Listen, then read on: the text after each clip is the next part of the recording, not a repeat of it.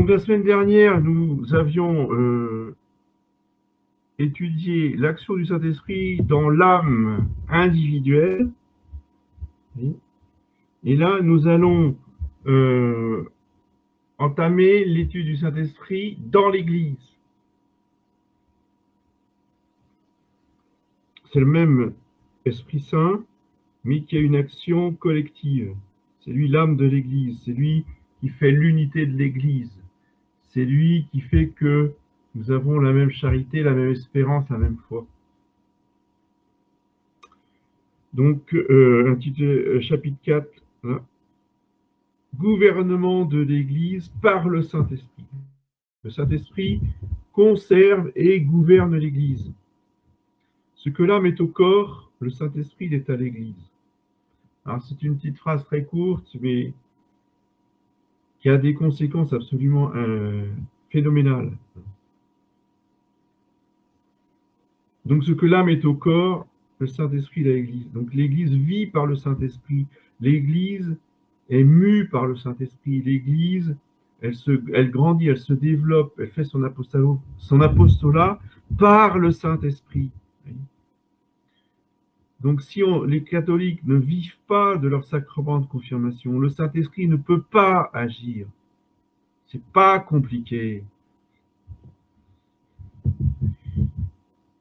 Le Saint-Esprit peut être appelé l'architecte de l'Église. Dans la création, il a tout formé, il a tout organisé, il a tout vivifié. Il agit de même dans la rénovation, la rédemption des âmes. C'est par le Saint-Esprit qu'a été opérée l'incarnation. C'est par le Saint-Esprit qui opérait dans l'humanité du Christ. Il continue et il achève l'édifice de l'Église fondée par le Christ. Le Saint-Esprit préserve l'Église de la ruine et de l'erreur.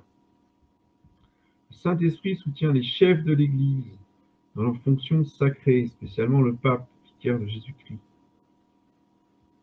Et donc c'est le Saint-Esprit qui a en charge l'Église. Ce n'est pas nous, avec nos petites idées, hein, ceux qui veulent trouver des solutions à la crise de l'Église, là, ça me fait hurler de rire. Et ce ne sont pas les hommes qui ont trouvé des solutions. C'est le Saint-Esprit qui va nous montrer ce qu'il veut. D'accord? Le Saint-Esprit, donc, inspire aux chefs de l'Église ce qu'ils ont à enseigner. Il parle par eux comme par les apôtres au jour de la Pentecôte. De même que le vent dirige les nuages, ainsi le Saint-Esprit meut les héros de l'Évangile et leur inspire ce qu'ils ont à dire, dit saint Grégoire le Grand. La plume écrit ce que veut l'écrivain. Ainsi, les prédicateurs de l'Évangile ne parlent pas d'eux-mêmes, mais selon l'inspiration du Saint-Esprit, dit saint Basile. Dieu parle aux âmes par la bouche des prêtres, dit saint Thomas de Villeneuve. Le Saint-Esprit suscite dans l'Église, aux époques d'épreuve, des hommes providentiels. À l'époque des Ariens, le Saint-Esprit a suscité saint Athanase. À l'époque de la décadence, il a suscité saint Grégoire VII. À l'époque des Albigeois, il a suscité saint Dominique. Lors du grand schisme d'Occident, il a suscité sainte Catherine de Sienne. Au temps de Luther, pour lutter contre le protestantisme, il a suscité saint Ignace. Les miracles posthumes de saint Jean Népomucène à l'époque des Hussites en Bohême. Nous trouvons d'ailleurs déjà dans l'Ancien Testament des hommes comme Abraham, Joseph, Moïse, que Dieu choisit pour ses instruments. Le Saint-Esprit fait en sorte que dans l'Église catholique, il y ait toujours des saints.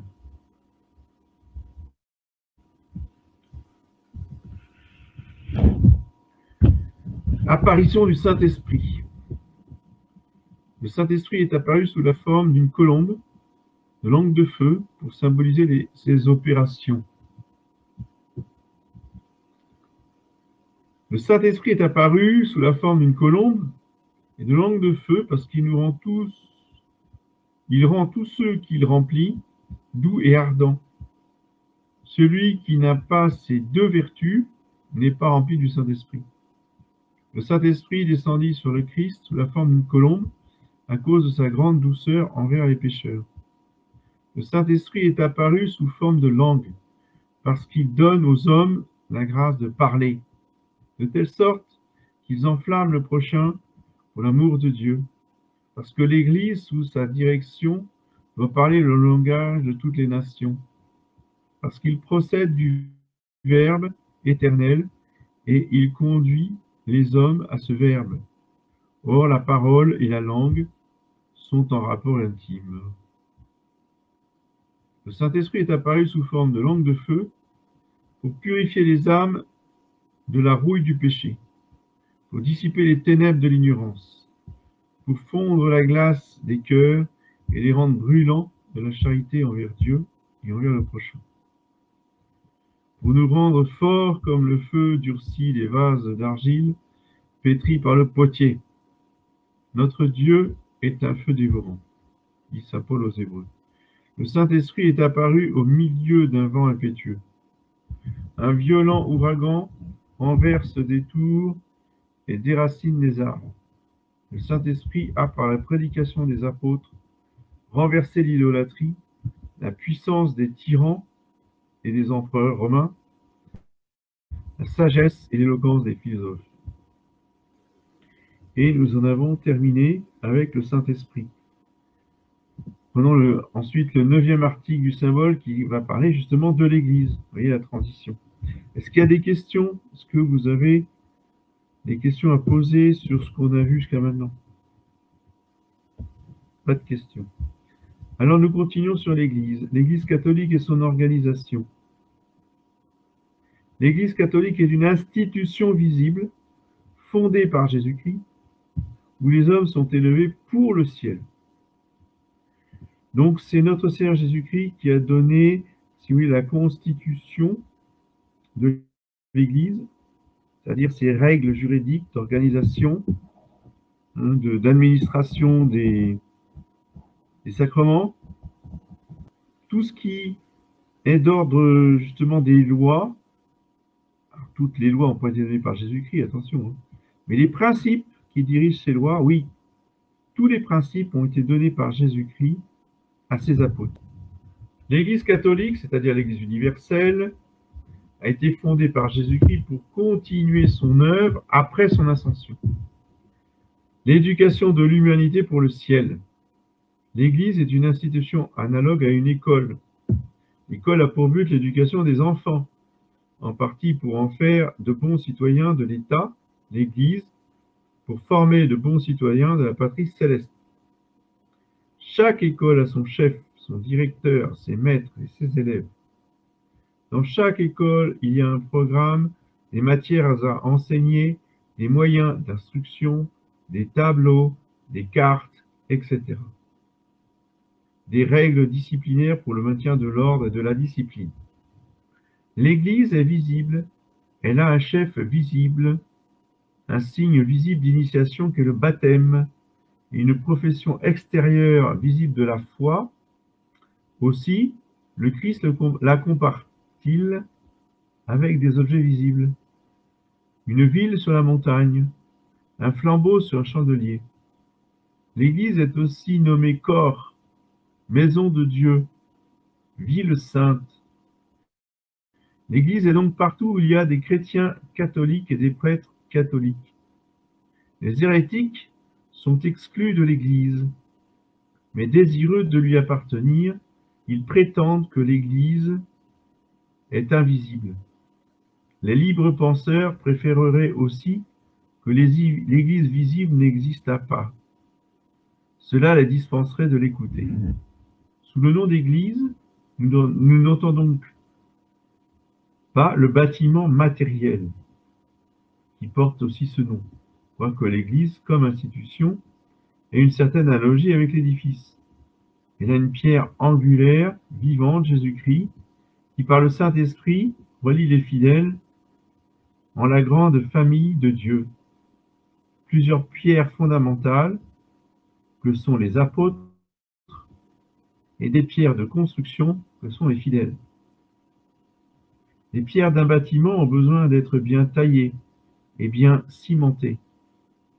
De même, les pierres vivantes de l'Église, les fidèles, sont taillées pour le ciel par les tentations, les souffrances, les épreuves, et fortement unies par la véritable charité. Sous le nom d'Église catholique, nous n'entendons pas non plus la religion catholique. L'Église est à la religion ce que le corps est à l'âme. L'Église et la religion sont indissolublement unis.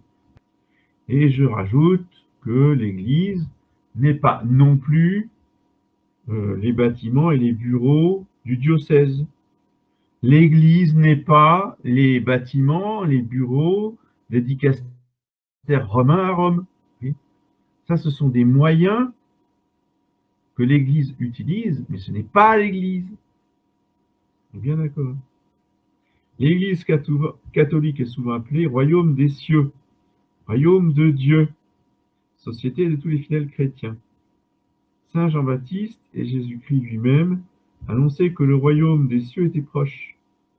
La plupart des paraboles de Jésus sur le royaume des cieux se rapportent à l'Église catholique.